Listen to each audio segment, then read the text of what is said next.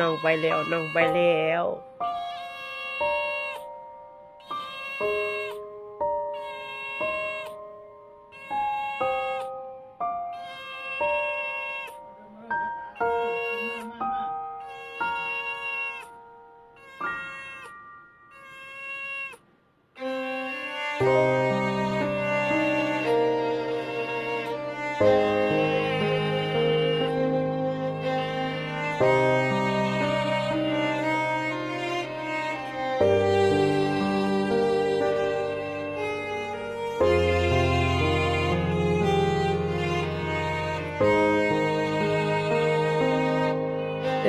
เศร้าแล้วลูกมันไปแล้วบ่ห้องละ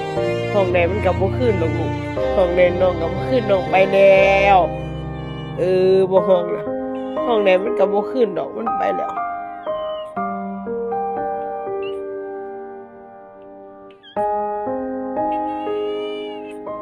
มันไปแล้วน้องไปแล้ว